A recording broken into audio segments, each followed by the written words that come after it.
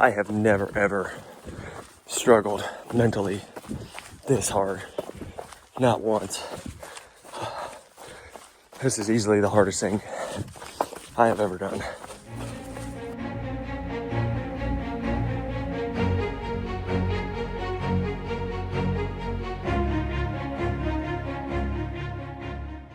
Last week, I ran a 64-mile ultramarathon in Corfu, Greece. It was by far the most challenging thing that I have ever done. While on a deployment, my roommate from the deployment came up to me and was like, "Hey man, I just signed up for an ultra," which is funny, he sounds just like that. But he really wasn't asking if I was gonna join him, he was just kind of telling me that that's what he did. And when he told me that, I was kind of just like, you know what, I'm in, let's do this thing. Now, I wasn't really a huge runner. Like, I would go for a run, and if I did maybe 5 miles, I would feel like an absolute animal. Like, that was a super long distance run for me. So going from that to this 64-mile ultra was just a massive leap. So over the next 6 months, we trained like maniacs, mostly through freezing temperatures throughout the winter. There were some days I'd finish running and I'd have icicles forming on my legs. It was by far the most running that I had ever done in my entire life. And we did all that for one big day, and we freaking did it. Now, I know this isn't my usual kind of video that I make, but honestly, running this ultra was one of the most challenging things I've ever done in my entire life, and I really just feel like sharing this story. So, to the race itself. It is a total of 64 miles and 15,000 feet of total elevation gain through these beautiful mountains and beaches of the island. What makes this race difficult isn't just the insane amount of miles, but it's actually the terrain itself. This is a trail ultramarathon, meaning a huge portion of it isn't on roads. Sometimes it's not even a defined trail. They would have spray painted markings on the ground so you wouldn't get lost, but a lot of the terrain that we crossed would be jagged boulders, thick wooded areas, sandy beaches, and some of the steepest terrain up and down that I had ever been on. So I can kind of break this race down into 4 parts. So the first part was the start of the race. We woke up at 3:30 in the morning, got our gear together, packed up all of our nutrition. We ate some leftover pizzas for breakfast. We hopped on the bus, got to the sign-in, and then just like that, the countdown started and we were off. Longest day of my life. Here we go. I don't speak the language, but I think that's a countdown. 3, 2, 1, go, go, go, go, go, go, go, go.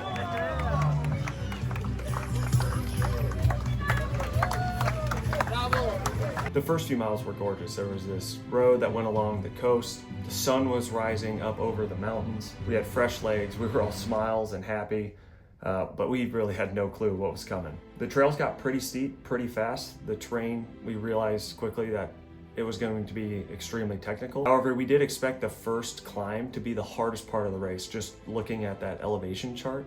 So when we got to the top of it and we felt pretty fresh, we actually thought the hard part was behind us. We then started going downhill, and that's really where we realized how insane this course was gonna be. Between mile 20 and 25 was knee pain and rain. Out of nowhere, it just started dumping rain on us. Not just like this light drizzle, but there was like lightning and thunder in the air, and it was really just coming down. To be honest, from that point on this race, my feet really never dried out. And also, for some reason, my IT band during this portion started acting up. I've never had knee problems ever. When this started flaring up, I thought I was a goner. Like, there was no way I could do 40 more miles with this amount of knee pain. However, we made it to the aid station around mile 25. I took some Advil. I attempted to put some KT tape on my knee, but my legs were so hairy that it really didn't stick. But that's also where I got the first look at how wet and nasty my feet were already. It didn't make me very optimistic for the rest of the race. But after that aid station, miraculously, my knee pain just vanished. It just went away. Well, 1 marathon down. That means 1 more plus 10 miles to go. Then we hit the beach again. It downpoured on us a second time. Got my new socks wet. But because my knee pain was gone, it really didn't affect me all that much. I just kind of ran through it, didn't really think twice about it. So about 10 miles later, we got to our drop bags. This is where I'd say part 3 of this race comes in. We get to our drop bag, we swapped out our socks, checked out how nasty our feet were, and we inhaled this pasta, which I don't even think had butter on it. It was just boiled pasta. So eating plain pasta was just like, brought me completely back to life. But then after that drop bag, It was the steepest climb. I can't even describe how steep it was. It was just straight up. I think it took us 45 minutes to go a single mile. The elevation gain in less than a mile was 1,100 or 1,200 feet. And we just hit false summit after false summit. It looked like it was about to roll over like we were at the top, and then it would go straight back up again, and then roll over and then straight back up again. So just so you know, we started all the way down there, made it to the peak of those towers up there. Went, I think, this way, around. Back on the backside of that, and back up on this. Yeah, and we went down there, and then we just climbed straight up from, yeah, basically sea level, just down there, to where we are now. Unreal.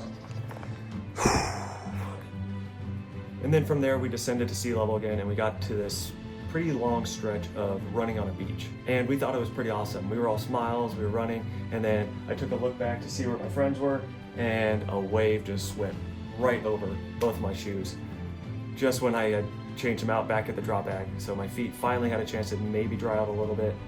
A wave crashed over my feet. Both my shoes were just absolutely soaked from that point, and that was that. And I'll talk about this a little bit later in the video, but our expectations versus what we actually saw on the race did not add up.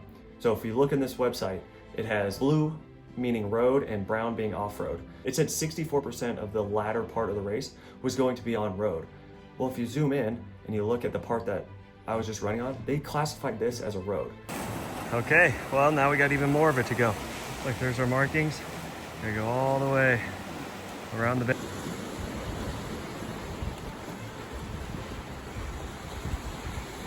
So as far as what we went into mentally expecting, like, this was not it. Once I got off the sand, I attempted to change my socks like it would help, but my shoes were still soaking wet. So then not too long after, my socks got soaking wet again. And then that was just it for the next 24 miles. Now for part 4 of this race, which was the most miserable part of the entire thing. Because that's when the sun went down and things got dark, literally and mentally for me. And I'm gonna tell you exactly why. It was a perfect storm. Kind of like what I just talked about with the expectations versus the reality of it. The first expectation was, throughout all the training, we mapped out how fast we were gonna run it, and we thought worst case scenario, we would be finishing around 11 p.m. to midnight. Once the sun went down, I was doing the math on how slow we were going and how much further we had left. So thinking I'm gonna be done by 11 p.m. midnight, worst case scenario, and then thinking I might not even make it until 6 in the morning, did serious damage to my mental state. The second expectation, online it was advertised as 15,000 feet of elevation, which it very well could have been. However, my watch must have had some inaccuracies, because I would check and it would say, hey, we're at 15,000. And I would think, okay, cool, we're done with the elevation gain. It should be nice and smooth from here on out. And then it would say 16,000. And then it would say 17,000. And then it said 18,000, and I was just about to lose it. And we just kept going up throughout the night on these tiny trails. It was miserable. It actually made me contemplate if we were lost, if we took a wrong turn, if we were just walking in circles. I had no idea what was happening, because it was just endless hills, and it was up, down, up, down, up, down, up, down. It was just never ending. This climb just never ends. It's probably the most miserable I've ever been in my life. Okay, the third expectation. The aid station workers at every stop would say, oh, it's all road from here. It's all downhill, nice and smooth to the finish line. And then you would walk, 200 feet past the aid station, and it would tell you, take a right turn down this steep, jagged trail in the middle of the woods, and then you'd be in the woods for hours. And plus, that map I showed you earlier where it said the last 64% was all on roads, that's also what I had expected in my head. So when we're on these trails, I just felt lied to, and I was like, what is happening here? The fourth thing was the three of us that were running together were in the trenches. We didn't speak a single word to each other for probably 4 hours. So when it's quiet and your mind starts racing about all these things about pace and time and elevation and trails and expectations versus reality, it started to get pretty dark. And then the fifth thing, this one really set me over the edge. A combination of my feet were soaked, my IT band started flaring up again. I was cold, but I was also sweaty, I was exhausted. And to put the cherry on top, right in the middle of this midnight through the woods, I developed some serious stomach problems. Just to paint a picture here, at one point in the night, I just had to stumble off the trail. I had to find a tree and I just braced myself up against it, and I just obliterated this poor innocent bush.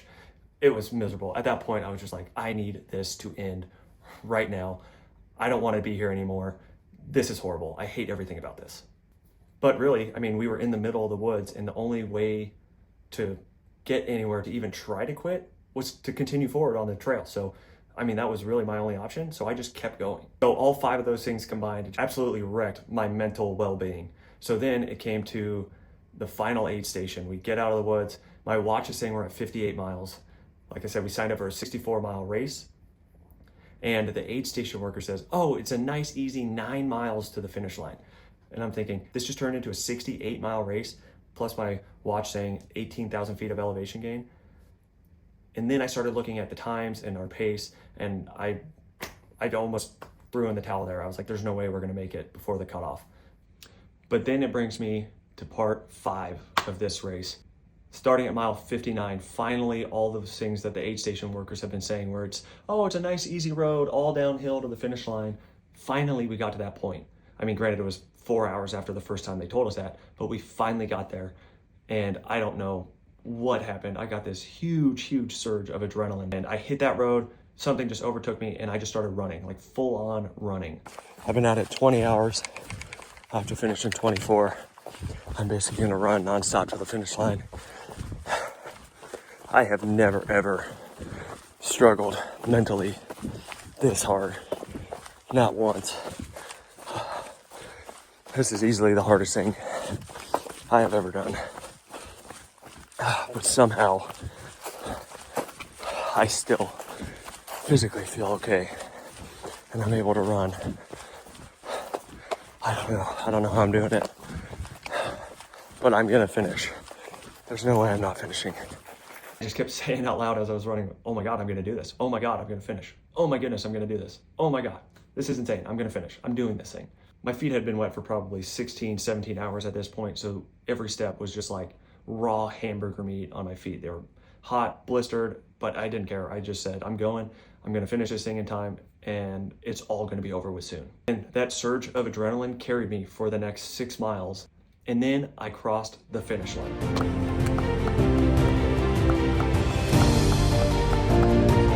Oh, man.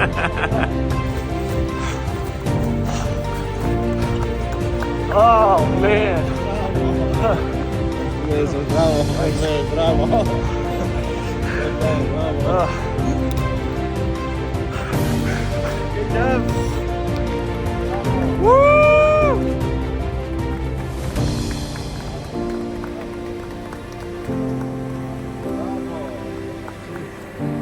We did it. Oh.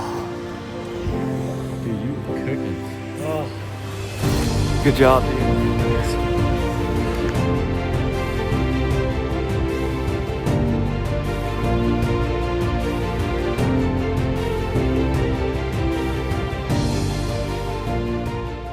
It's kind of funny because in my head I had expected, again, another expectation was a line of people with cowbells and signs cheering us on, and it ended up just being one of our friends who had run a marathon that day, but he stayed up the whole night to watch us cross the finish line, and he was there with his phone just cheering us on by himself, which was awesome. Super thankful that he did that, because it would have been so much more depressing if he weren't there, because it was quite literally him and then the race director giving you the medal, and that was the only 2 people at the finish line. So after the race was over, it was very clear that we gave it our all.